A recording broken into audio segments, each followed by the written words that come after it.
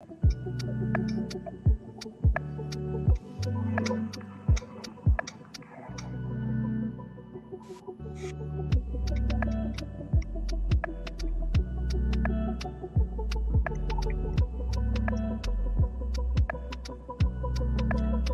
morning, good morning, good morning. Good afternoon to all of you out there who are watching us on Facebook Live and on YouTube.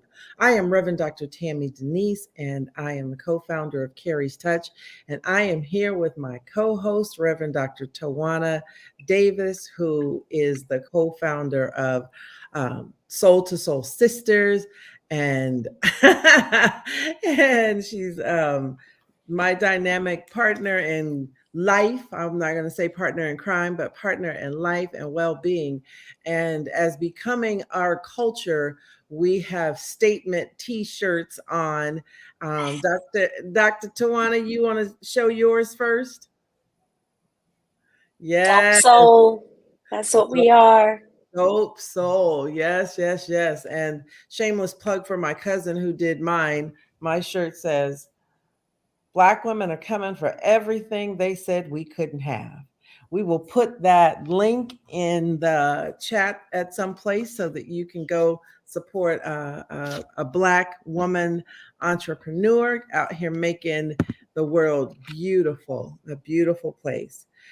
Today, our conversation, this is our next iteration of our conversations on love shouldn't hurt. If you recall, last year we kicked off the series and we were having conversations about domestic and intimate partner violence. And Dr. Tawana had an opportunity to share a lot of her story that was very disheartening. And we always try to end the segment on something light and positive that can give you hope. And I do believe that we did that. However, what happened afterwards actually was the thing that prompted actually this conversation. We were in conversation with one of our guests today, and I'm not going to say it all because I want her to say it. And we started talking about the holiday season, and we started talking about how difficult domestic violence situations become during the holiday season. And we moved to Reverend C named this segment Unsafe, Safe Spaces. So, with joining Dr. Tawana and I, our mother in ministry, we call her mother. So, this is very informal. So if you hear us calling her mother, just because that's just what we call her, don't trip. But we have Reverend Dr. Carolyn Habersham, who's also joining us today, and you will hear the pearls that she will be dropping throughout. And as well, we have Colleen Olinsky, who knows about creating safe spaces, especially for children, based on her own personal experience and her professional experience. So let's hop right on into this conversation, and let's deal with an elephant in the room. In the news right now, there is a very popular celebrity who is dealing with some domestic violence charges and has filed paperwork and restraining orders and such. And so, of course, we get so excited when these types of situations arise, and we all of a sudden become interested, when the reality is that we have folk every single day that live that type of hell. Dr. Tawana, will you give us your response to the celebrity? I am choosing not to name the person because I don't want this segment to be about that person. I want it to be about the situation, which is what we are highlighting. But just your response on the society's response to domestic violence. Society's response has definitely been typical. I've seen comments of, why didn't she just leave? Why didn't she say anything earlier? Why is this coming up now? Really questioning and re-victimizing the victim.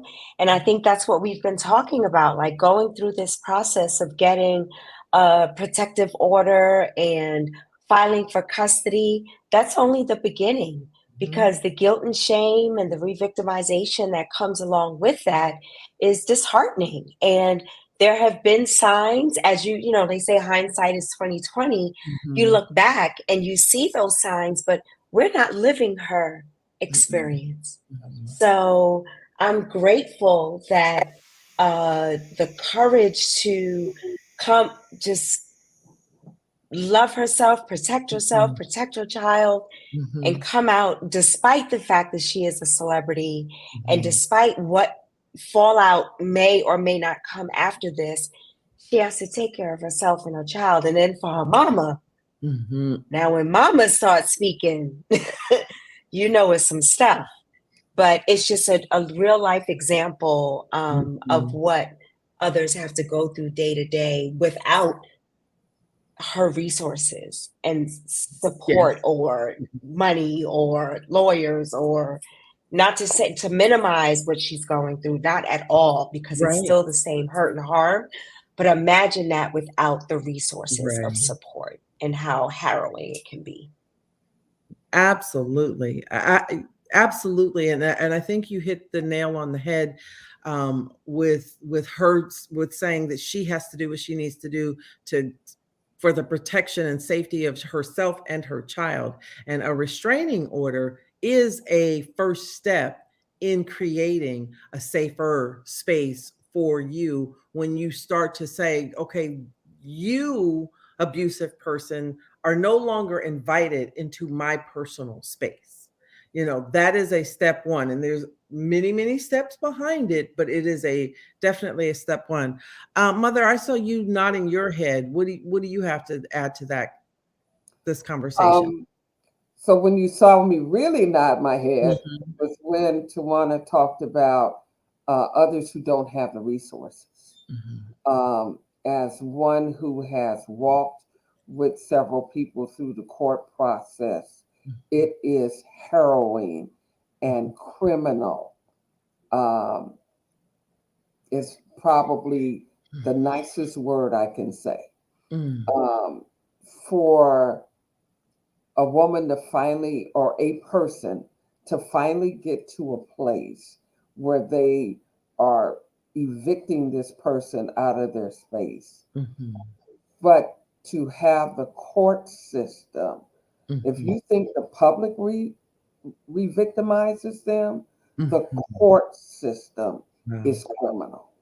It Yeah. is horrible. And having walked with a couple of women through that process and not having no idea that Mhm. that is what they have to endure.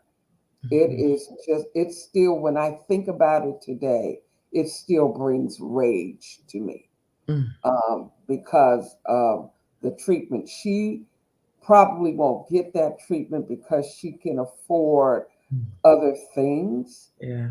like she can afford security and things that will help definitely in that situation. But when I watched women become re-victimized in court, it Mhm. just, it still just holds a lot of rage for me, Wow. even now. Wow. Whew. Okay. We need to take some deep breaths already.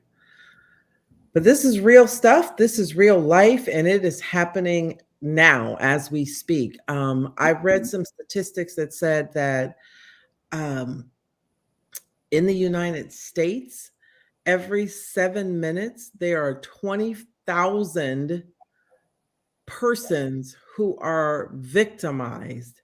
I believe And that. that was staggering to me. I was like, 20,000? Wow. And they talked about the numbers that domestic violence is 15% of all violent cases.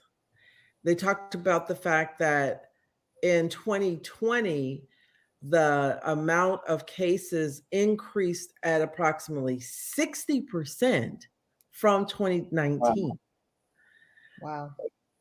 And we look at moving into the holiday season, where traditionally there is still about a 20% increase of cases, and that was pre-2020, but post-2020, those stats are even higher. Holiday season is time of joy and cheer, and it's a time that families all come together and we love it. I mean, I know people, my daughter and I, we are in a debate about when we can put up the Christmas tree. I wanted my tree up November 1st, and she was like, oh my gosh, I can't do it. And so there's all this fun attached to it, but for many of us, home and family and the holidays are not safe spaces. So I want to move into defining safe space. Now I want to start with you, Colleen. How would you define a safe space? Well, I think, and I have talked about this before, how a lot of us, when we think about safe spaces, we think about physical spaces, right? Like buildings or places, that are safe. But my definition of safe space is often in people, and in being able to, scan an environment. I grew up with a lot of trauma and mental illness in my family, and I got really good at figuring out who the safe people and environments were and moving towards those people to have my needs met. And also, one of the things that helped me and sort of became part of who I am is being a safe space for other people and thinking about what that looks like. And what does it look like to show up as someone, who is non-judgmental and open and kind. And, I think hearing you speak about, the case that's going on and things right now, a lot of times we think we need to know people's business. Like, you think you need to know in order to be empathetic and show, that towards people, but you really don't. You don't need to know what is going on. And at the end of the day, we all have things, right? And, I have an educator's lens. I was a teacher for a very long time. And when I think about creating, a safe environment for children, yes, it's about the physical environment and your setup, but what it's more about is making them feel safe in your presence. And how can you, support them socially, emotionally, so that you look at a room. And I know, I grew up with a parent who had schizophrenia and was bipolar. So every day when I came to school, I had a heavy load, and many children do. I know you did, and many of us. And so when I looked at my classroom, I really looked at them as if all of them had that going on. And that's the sort of love and safety that you want to bring into environments and teach. Yeah. Wow. That's beautiful. Thank you. Thank you. Mother, do you want to add to that? So I am on the same wavelength as she is. Understanding safe space for me is when my soul feels safe. Mm. Because if Say my more. soul and my core feel safe, then I can move. And it's also understanding that when it doesn't feel safe, I'm not crazy. It's just that there's something not safe there. Mhm. Creating safe spaces and places, I feel the same as Colleen. We think of buildings and we think of brick and mortar and that kind of thing. Um, Today, I try to be a safe space by seeing people. And what I mean by that is when I was younger, people used to say, she looks sad. Mm. That was all they said. Mhm. But nobody delved into why I was sad. Mhm. Or, maybe she needs a hug, or just something. That Yeah. I just remember hearing people always describe me as she always looks so sad, Mm. but it never went further than that. So while I don't have to know what someone's backstory is, if they look sad, there's a reason for that. And Mhm. sometimes it's for people to know that you see them. Hey, are you okay? You look a little different. Would you like to step to the side? You know, are you okay if I just kind of give you a hug? I just feel like I'd like to give you something that says that I see you. Mhm. I'm not Yeah. requiring you to talk, but I see you. Yeah. And I think that those are ways in which we can make people feel safe in our presence, so that if they look sad, maybe they'll feel comfortable with talking about what their sadness is. Mm-hmm. Mm-hmm.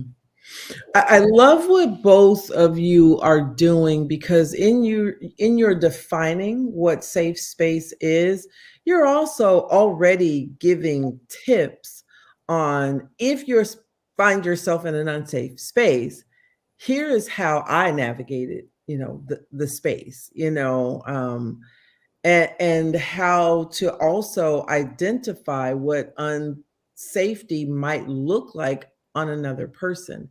and Right. and I think at the end of the day, you both have already spoken to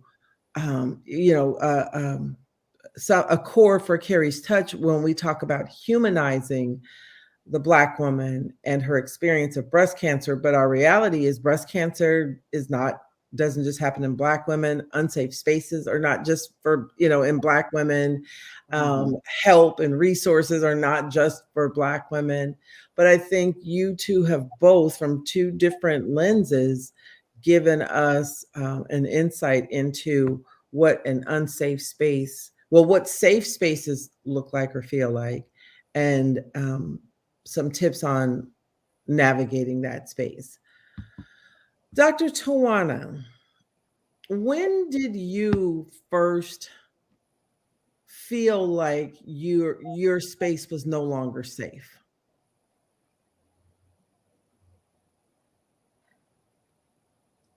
So it definitely it ties into my context and the environment that I grew up in, Mhm, and learning as I grew and matured and really opened myself up to community to then redefine what safe is. mhm, Because when I was younger, um, you know, I didn't realize I was poor. I didn't realize that, like the gang violence going on was unsafe, because I was at that age where I felt I was invincible. right.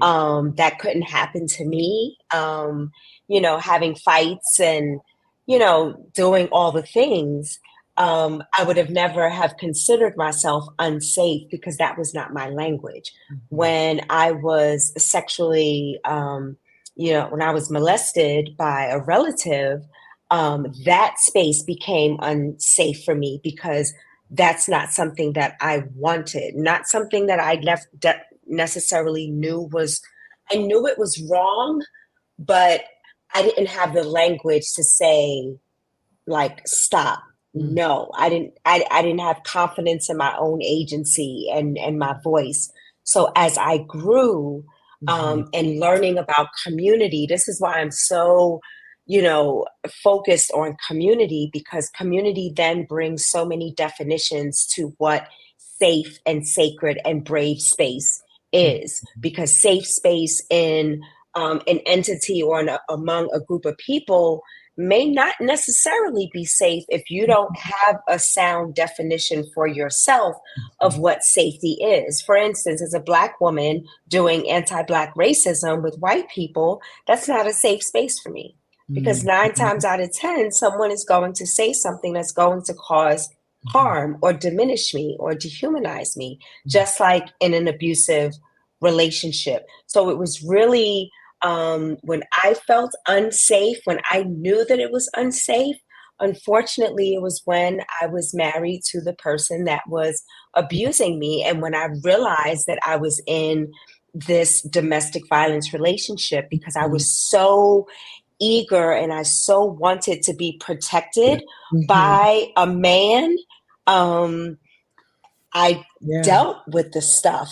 And until I learned that there was a cycle to this and there was a name for it, I didn't even know I was unsafe. I thought it was the ills of a relationship, or his mental illness, or, whatever I was doing, blaming myself. So it wasn't until I was well into my adult years, like my mid 30s, that I Mhm, realized what was safe, what was unsafe, and then what became sacred and what became brave, like all of those things. yeah. Wow. So rich. So many nuggets, so many nuggets. I was listening intently. I was trying to get my pen to write. I was like, I gotta just be in the moment. But I think a thing that hit me that you said, which is so true for many of us, that you didn't know in the moment that the space was unsafe. I see both Mother and Colleen not knocking, nodding vigorously. Colleen, you want to speak to that? You know, I can think about when I was growing up, you only know what you know, right? Mhm. Until you go and see how other people live, right?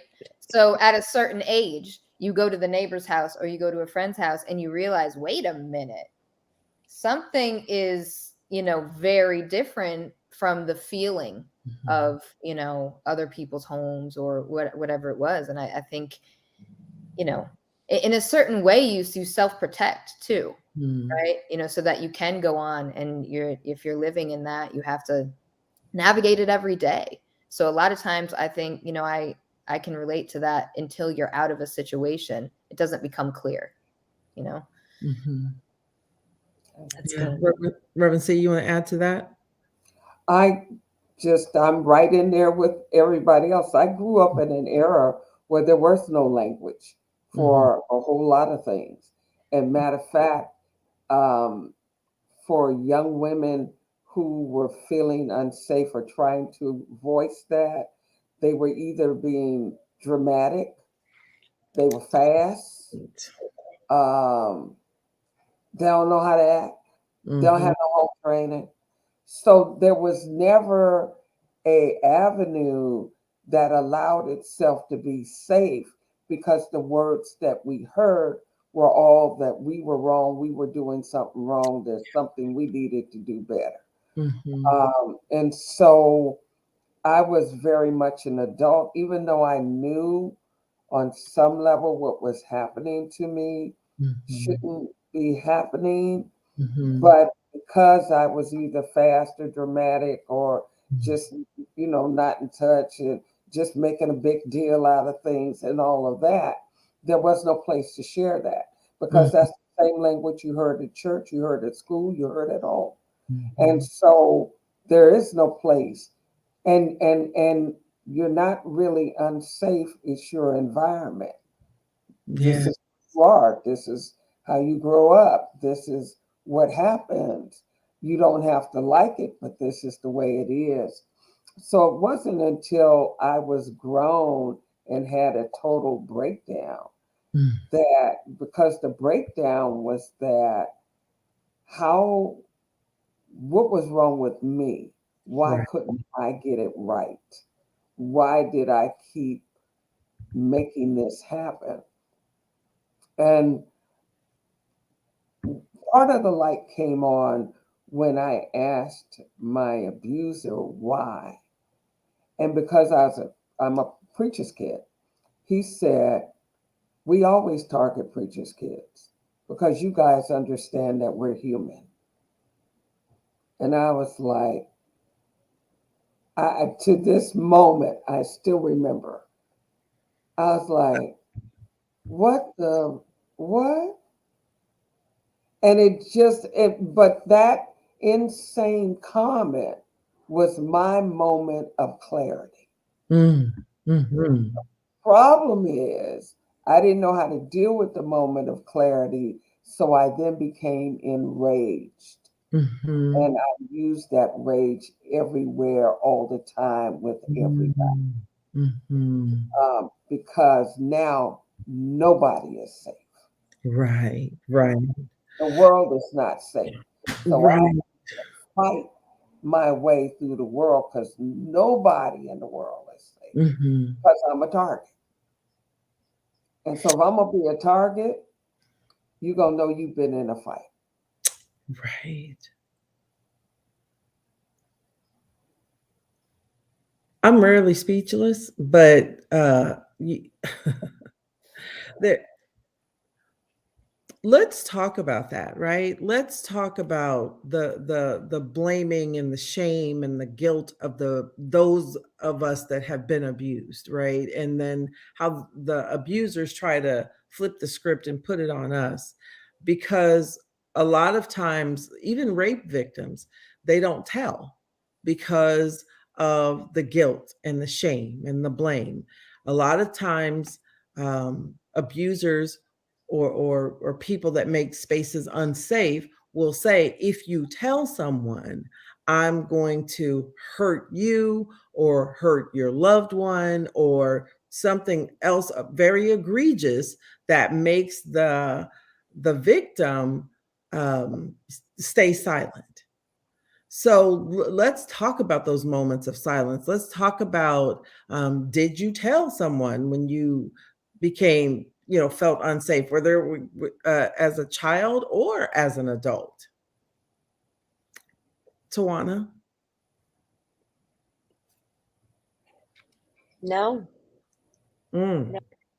Why Shame not? was, Mhm. yeah, the shame, the not fully knowing myself, um, even loving myself, my safe self-esteem was pretty low. Yeah. I didn't think that anyone would believe me, whether it was um, being molested or being in a domestic violent relationship. Mhm. Um, really, the shame, and so I didn't say anything until um, things just got really, really bad, where my life was literally in danger.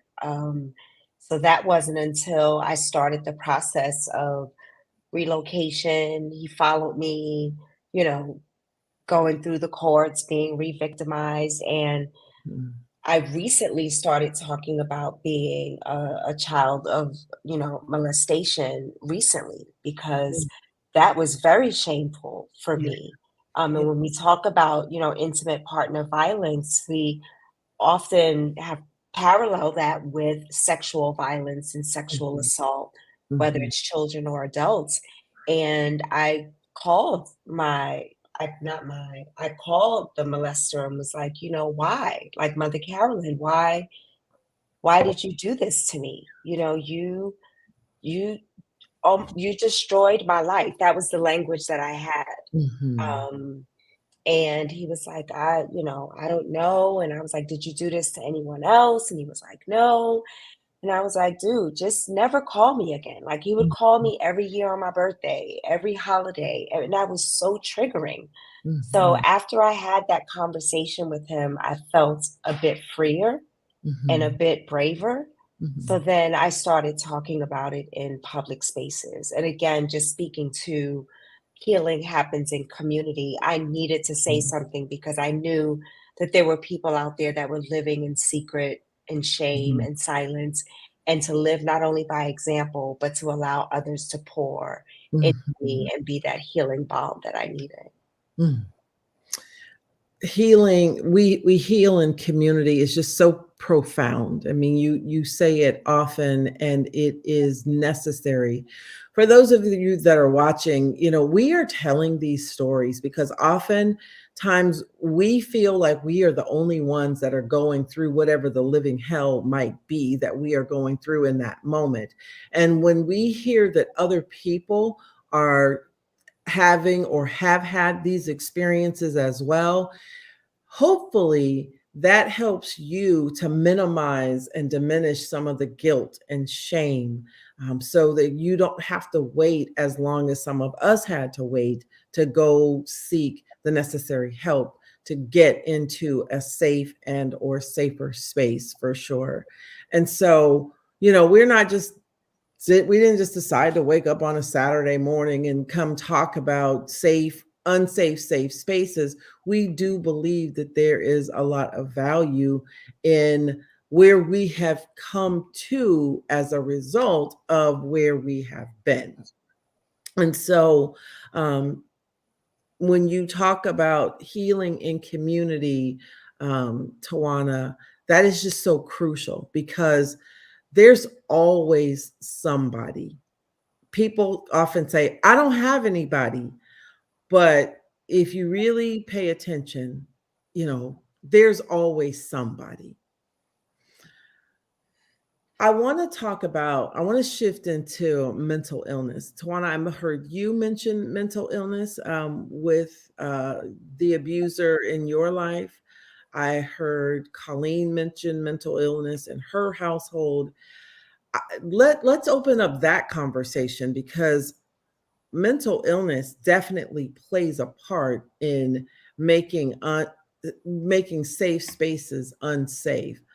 Colleen, can you tell us a little bit about how your space became unsafe because of your father's illness? Sure.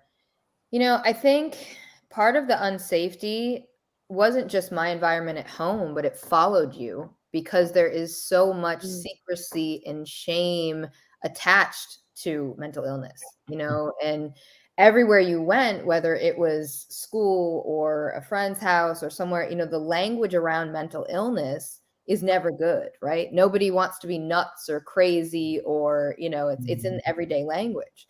So I honestly felt that the unsafe part kind of followed me around, and it was something that you had to, put on some kind of front. I didn't want anyone to know. And it was very clear. It was never, not always directly said to me, but my family did not want me talking about that anywhere that I went.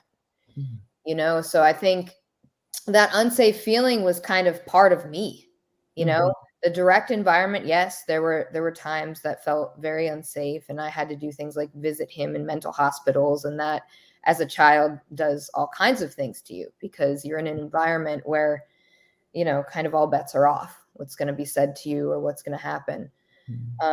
But yeah, I think that feeling of unsafety, especially in the subject of mental illness, the shame is so. When I was, listening to the other conversation about shame, it's so great that it follows you. I mean, I never spoke about this until I was an adult, well into adulthood. So I had friends that were friends my whole life that until the last few years, they didn't know this about me, and it was, and carrying that weight of like hiding your whole is a big part of your life, and I was really, with my dad, we were very close, and I supported him through a lot of his really, really hard moments in his mental health journey. But that was something nobody knew, Wow.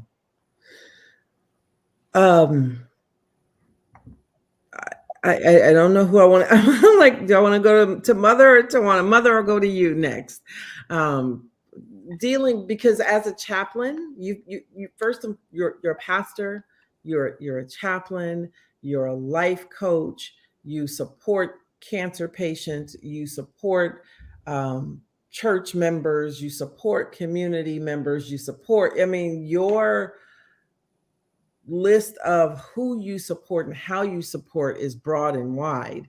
And I know, Colleen is not Black, but I know in the Black community, if you think there were stigmas associated with mental illness, in your community, Colleen, you take that and you times it, 10x it, and it's even that greater, especially with the secrecy and the silence within the families.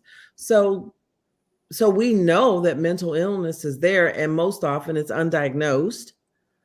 And there was no language 20 years ago around this. There were no conversations around mental health, mental illness. Mother, share how you navigate space when mental illness is present and is causing unsafety with those that you serve. Whew, Jesus. Right?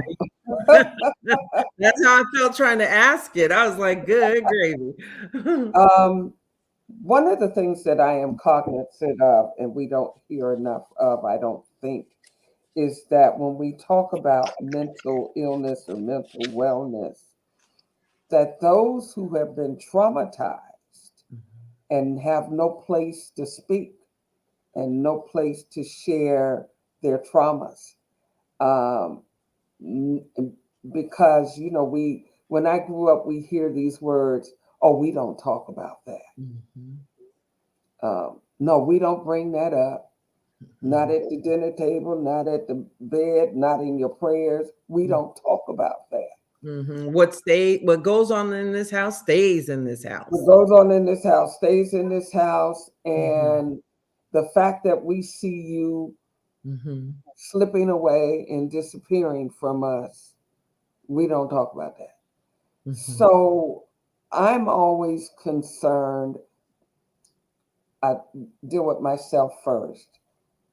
While I believe that people who do harm to children and particularly sexual harm, yes, have mental illnesses. Mhm. I also believe it leaves the children with mental illness. Mhm.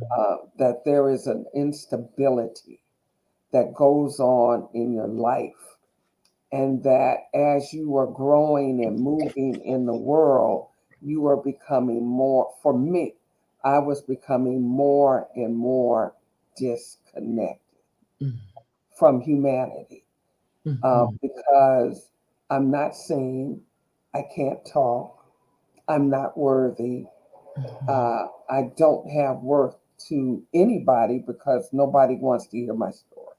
Mhm. And so there is just this perpetual, oh, she's okay, she's working, she's doing this, she's doing that. But I'm fighting every day. Mhm. I'm cussing folk out like crazy. Mhm. Uh, I want to fight. So, it's a sport. Mhm. And because I don't know that that's my way of getting everything that's going on inside of me out, Mhm. so that the mental illness is you have a person who is abusing who has mental illness, Mhm. but in many ways they're transferring mental illness to the person they're abusing Mhm. because you're told to shut up. And what Wow. happens when we shut up? When we shut up, we store it inside because there's no place to go. Right. So that doesn't create mental balance or mental healing. And so I just need to thank you for this platform because I grew up where there were none Mhm. and there was no talking and there were no places. And so thank God for these platforms that allow this to happen. Mhm. How do I navigate? I've worked in the mental health ward at a hospital. And Mhm. so navigating those spaces um, is I try to just sit still, listen, not make comments whenever. My whole thing is that people can be heard and feel like they are heard, Mhm. Yeah. and look at them and feel like they are seen, so that I become a safe space and not um, a conflicted space. Mhm. Yeah. Wow. That is so very rich in just trying to process the thought that people with mental illness traumatize and trigger their victims, children often, which in turn creates a level of mental illness within them. Wow. Um, we know that this can be triggering for those of you that might watch this. Please, please, please don't suffer alone in silence. Please call the National Domestic Violence Hotline if you are in need of support. They are there to help. That is what they have been assigned. That's their purpose. That's what they want to do. Don't feel like you're not worthy. Well, I can't tell you how to feel, but I encourage you to acknowledge that you are worthy of being supported and cared for, and um, falling into as Mother said, a safe space, because there are people like those of us on this call who are actually humans, who are safe spaces for other folks. But we just don't want you to suffer alone in silence. I want to shift the conversation specifically to children. Well, we've shifted specifically to children, but Colleen, tell us about your CAT framework. So CAT is something that I developed to help people know how to identify safe spaces or to show up as a safe space for others, right? C is for comfort, which is, that this is the way that you want to feel, right? When you're in the presence of someone who's a safe space, or you want to provide comfort, whether that means different things to different people. Right. You said maybe, if someone looks sad, you offer them a hug, like you said before, or maybe it's just holding space. Right. But, comfort is a big one in feeling safe. And A is for acknowledge. And I find, especially I was a very educated for a very long time, that just the simple acknowledgement of someone, whether it's how they're feeling or just giving them a platform, as you say, to speak like this, or, if it's a child, like really leaning in and listening, put the phone down or whatever you're doing and really give them that space and acknowledge them as a person. And I think also acknowledging is about making sure that all feelings are okay, not just the ones, that are peaceful or happy, or, if a child is angry and throwing a fit, acknowledge that, not in you're supposed to be seen and heard, acknowledge, wow, I see you're really angry. Or if they're sad, like, can I sit with you? Can I hold your hand? And just acknowledge them. This can be as simple as, being at the grocery store and acknowledging strangers. Smile at people. Acknowledge that they exist, people that are like you and people who aren't, just that simple acknowledgement, it goes so far. And T, the last in CAT, is for team. And that really is about making people feel like you're on their team, have their back, and make it clear, you know what I mean? Like, I think, Reverend you're so good at that. You've always, since I've known you, you just make people feel like they're part of your team. And, that's something I strive to do too. So I think if you can have people feeling comfortable, acknowledged, and part of your team when they're in your presence, you're winning, at trying to be a safe space. And when you're looking for safety, especially when you're struggling, those are things that you should look for. And if someone is not making you feel comfortable and you really feel, that you're gaslit or not acknowledged, and you definitely don't feel like part of your team, that's not your safe space. Move away, and look for those qualities in community, in someone else. Wow. Thank you. That is rich. That's very rich. And it's easy to remember. Comfort, acknowledge, team,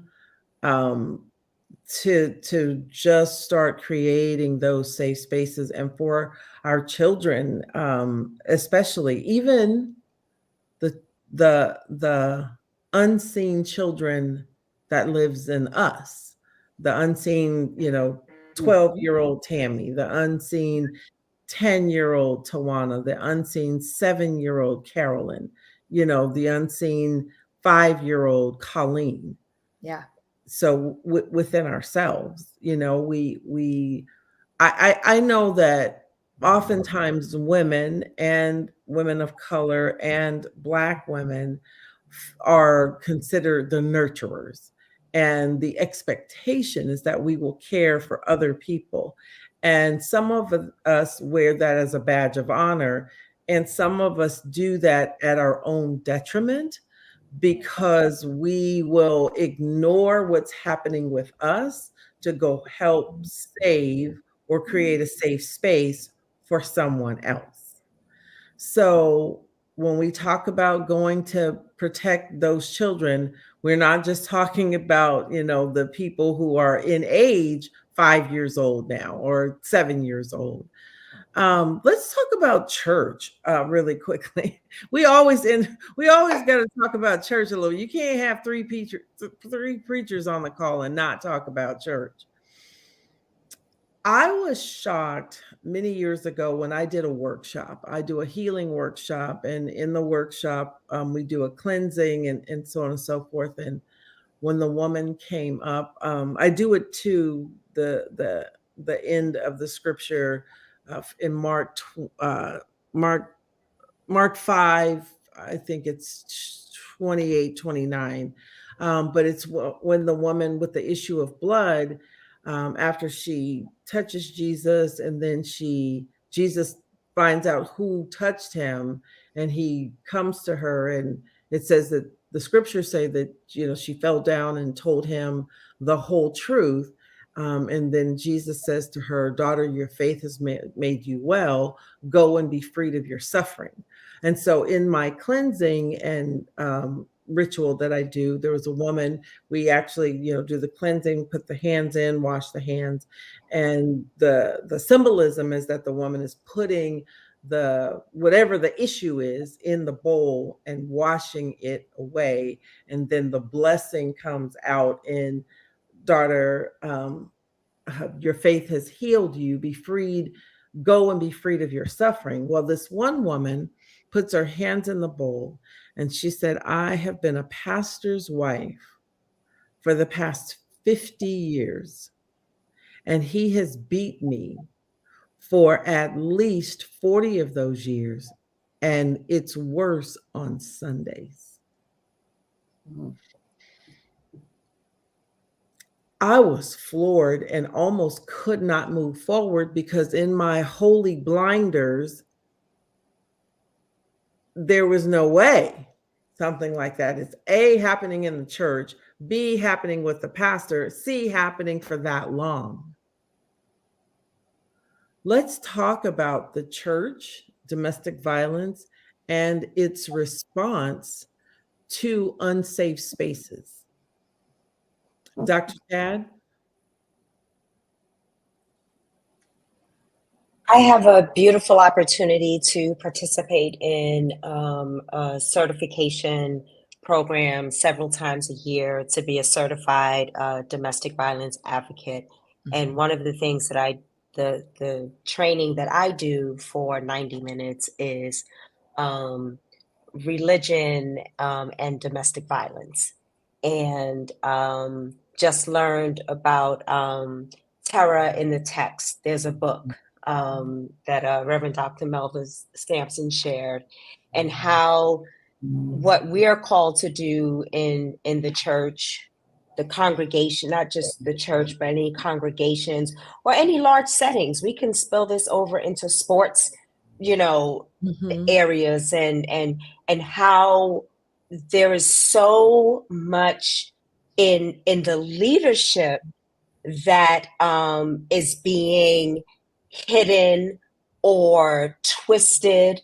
Reverend Carey from the DMV area, who was abused as a child, he calls it twisted scriptures, where leadership, pastors will use these scriptures to justify the abuse, not their own, but projecting to the congregation. And then it's almost this form of brainwashing, where the one on the receiving end of the abuse feels compelled to stay because of certain scriptures that are taken out of context, and the abuser or perpetrator feels that they are justified because of scriptures in the text. So you're living in this false modality of spirituality, Christianity, other modes of religion, that is really fostering this approval of domestic violence.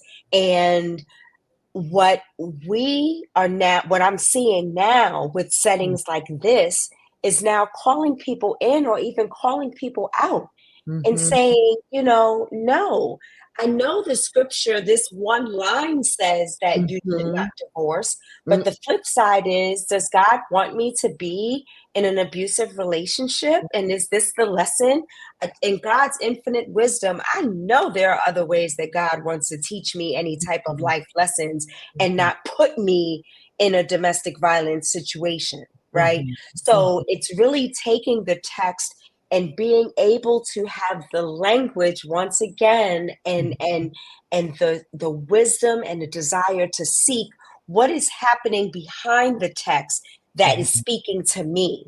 How am I, as a Black woman, showing up in this text of the rape and the murders and marrying somebody else's wife and putting pegs in heads and, the wars and all of this stuff going on? What is God telling me in that moment so that I can live and live life more abundantly versus proof texting one small piece of the text? And to add to that, the leadership coming to terms with their issue, because what I'm seeing now is mental illness now is being used as an excuse or a cover up, whereas you are abusive and you need to get help. Yeah. We hiding under the guise of men. So we're doing two things that are antithetical to our living. We're either not talking about it at all, or we're misdirecting mental illness, which is another reason why it's so unfavorable in community, because we're not truly dealing with the true essence of mental illness and the quest for mental wellness, and how it takes a level of vulnerability to say, I have anger issues and I beat my partner. I use verbal abuse against my partner. I give my partner an allowance. They go to work and they have to give me their check. All of those things, we need to couch that under what it is and not under false pretenses, so that we continue to further perpetuate this spirit of abuse in so many different ways. Wow. Woo. Woo. Woo. Mother, I'm going to have you follow up with that and have you speak from, as a pastor, when people come to you and confide in you as a trusted and safe space, how do you navigate those conversations? Well, first, I thank God that they're coming to me and not to the pastor I went to. Oh, So well, let's there's that. just stop right there. And I used to do a segment called Decolonizing Our Thoughts and Theology. The whole system of abuse is undergirded by white supremacy, which is where the scriptures have been taught from. Okay. And so when I don't even understand that white supremacy is underneath the teaching, not the word, but the teaching, because those are two different things. And that from white supremacy spreads where men are told that whatever you do is right. Wow. Because it's all from a supreme type of place, a supremacist place. It is not from a place of love. It's not from a place of we are both human. It's not from that place. So when you have that kind of teaching and you attach God to it and say, this is what God says, then we're going to all be in trouble. I just thank God that we're living long enough to watch things evolve. Okay. And so that when people come to me, I speak the word of love. What does love look like? How was love shown in your family and your growing up? How do you see that as it relates to who God is? Let's talk about that and how to reframe what love looks like. And I often bring out 1 Corinthians 13, verses 7. And say, if this is what the word says love is, then how do you see yourself in this? And how do you see your situation in this? Because I realize that most of what we see played out in life is played out in the pulpit, unfortunately. And so you can't teach what you don't know, and you can't lead where you won't go. And Wow. so if the only word I know is the word that has the foundation of white supremacy, and Mm. I'm putting that out, well, as a black woman, I'm nowhere in that word. Right. Okay. And so the God that made me to be abused by you because that's the word you teach. And Mm-hmm. so when we start getting people who are willing to go to seminary, learn what the word really says, uh, Right. and and teach and preach from that place. Because I Right. was in seminary and heard many people say, "Oh, Mm-hmm. I'm not going to teach that because people are not going to like that." Right. So, now that I think that we have these other avenues of being able to get the word of love, healing, and wholeness out, Mm. makes difference, and we attach God to that because now this makes sense of Mm-hmm. what healing and wholeness and what community can do and the power that comes with that. But it Mm-hmm. has to be the power of the word. Right. And I have to allow myself to think Mm-hmm. because we Mm-hmm. were taught to check your brain at the door and come Mm-hmm. in and listen to what somebody's going to tell you. Mm-hmm. And so now it is your brain is allowed to come in with you. Mm-hmm. And if this doesn't feel right, then say something. The Yeah. problem is we don't always know what to say, and then the answers that we get back don't match Mm-mm. what to Yeah. say. So as God continues to raise up people who will continue to share the word on their platforms and whatever, more people will continue to get free. Wow. Woo wee. Y'all, there's so much I want to say, but I'm like, time is running short, and I want to make sure that the folks hear from you all. Really quickly, Colleen, how did faith play into your situation? I grew up in a Catholic household, and if I'm really real and honest about it, there was a lot of mixed messages and a lot of actually reinforcement of the secrecy. You were taught to, go to confession about your sins and, what is a sin and what, it was hard to decipher, where that. I will say that the act of going to church, because it was guaranteed to be a quiet, peaceful place in a Catholic, that was a space that I could think, but Mm. it honestly did not feel like community. I did not feel held in that space, and it Mm. what didn't feel like somewhere that I could really share. And it's very, Yeah. very powerful to hear the three of you speak on this in the previous conversation you had and in this one, because I'm like, wow, like that is true community, Mm. and very different from what I experienced as a kid in church. Yeah. Yeah. Thank you for that. And I would say, and I think Reverend Carolyn brought it out, Reverend Carolyn Mother brought it out when she talked about, even when she was in seminary, that you still didn't understand that you had permission to have a different perspective on Mm. what was being taught because it was still being taught from a lens that didn't include people that look like us on this here conversation. So to be able to stand boldly and say, well, I have a different interpretation of who God is and how God shows up. And when I read this text, God doesn't look abusive. God would not hold me in a space that does not honor the creation that God made in me. So, we have come to almost the end of our time together. I cannot believe that it's up. I have so many more questions, so much more to talk about. That just means we got to come back again. Um, I want to give you all an opportunity to share what is if you had to leave a message with the folks today. I give you 90 seconds. What is that message that you want to leave with the folks? We'll start with you, Mother Carolyn.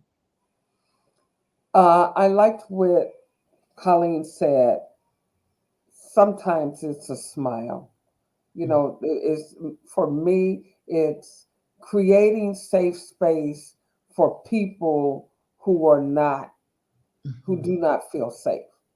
Be a safe space, be a smile, be a, hey, how are you? Um, Very quickly, I'm under house arrest, as you know, so I can't go a lot of places. But I've been walking my neighborhood, and I have met almost all my neighbors, and so we talk about the Lord. I mean, now I'm talk. I ought to start a Bible study now, but we talking, and so there are just a lot of things that happen in a smile, and how are you today, or gee, you look a little different. Would you like to come to the side and talk in private? You know, becoming a safe space by doing the things that people couldn't do for me. They couldn't see me, they couldn't hear me. I know how that feels. So now how can I be one who sees and hears? I love that. Ooh. We heal in community. Colleen, what's that thing you want to leave with the people? You know, another thing that I like to tell people to think about is that everybody is somebody.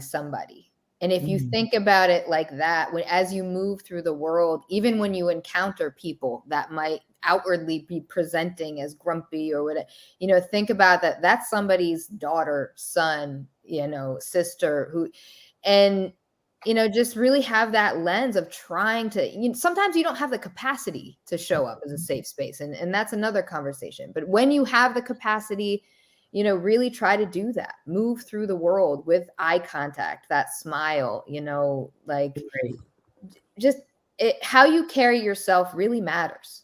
It matters how you carry yourself and how open you are to people in your body language and the way that you speak. Say that again. Everybody's somebody is somebody to Everybody. Some- So everybody is somebody's somebody, right? So you, Oh, Tam, are somebody's yes, mother. You are yes. somebody's sister, you know, and just like think Oh, about I understood it. I just wanted the word so that when I it. repeat it, I say it right. I love that you want to repeat it. Oh, absolutely. Everybody is somebody's somebody. We need that on a t-shirt, right? For the We next need that call. on a t-shirt. Hey, cousin, let me just stand up and give my cousin a plug again. We need it on a t-shirt. Everybody is somebody's somebody. Dr. Tad, bring us home. I would say, and I've been grappling with this for the last month or so, loftiness, ambiguity, you know, putting things on the shelf that where people can't reach it. It just doesn't work for domestic violence awareness and domestic violence support and presence and sight and walking along someone's healing journey. It needs to be brought down. It needs to be humanized, as you would say, Tam. It needs to be examples of what it looks like to be free, what it looks like to be safe, what it looks like to say you are worthy, what it looks like to say that it's not your fault. What does it look like to say that I don't need and I don't deserve what is going on in my life? And these are the things that I can do to escape this. And it's not easy. So someone tell me that it's not easy, so I don't walk into the courtroom and I'm surprised when the judge is re-victimizing me, or my abuser is, or the abuser is sitting across from me still disregarding what the judge said and still talking to me or even threatening me as I walk out of the courtroom. Help me make it make sense. When Charles Barkley asked the commissioner of the NBA, he said, there has been an uptick in domestic violence in the NBA, and we have an opportunity to lead in the forefront and do something about it. What are we doing about it? The commissioner gave this high, lofty answer and then said, well, we don't really have to lead because, you know, all of the sports, we're in this together. I call BS. Give me some hard, concrete ways that you are holding people accountable for the abuse that they are causing to their families, to their children. We need to concretize and to humanize versus here's a safety plan. Doesn't it look nice? Here, take this and you can do that. So it's not easy when you are not vulnerable and you're not willing to put in the work and you're not willing to share your story so that someone else will understand that these things on paper look great and all of these lofty laws or, things that are happening, but it's not trickling down to me as a Black woman, as a Black trans, as a Black femme, as a Black beloved. It's not filtering down to us. So we need to humanize that experience and to name it so that we know how what this journey might look like, and to be prepared and girded up with our armor for the challenges that may come forward. Wow. Woo, y'all, this has been rich, rich, rich, rich, rich. We will be back in the new year with our next conversation. Well, I'm not going to say what it is. I think we know what it is, but we'll be back in the new year. I want to thank my co-host, Reverend Dr. Tawana Davis. I want to thank my mother in ministry, my mentor, my safe space, just an incredible human, Reverend Dr. Carolyn Habersham, and definitely want to thank my dear friend and sister, Colleen Olinsky, for joining this conversation and expanding it to understand that unsafe spaces don't only include folks in domestic and intimate partner violence situations. The holidays are upon us. We know what the statistics look like. If you happen to hear this and there's anything you take away these last few minutes of this conversation and know that there is help. There are safe spaces available for you. Yes, you. I know, but there are safe spaces for you. Until next time, we'll see you soon.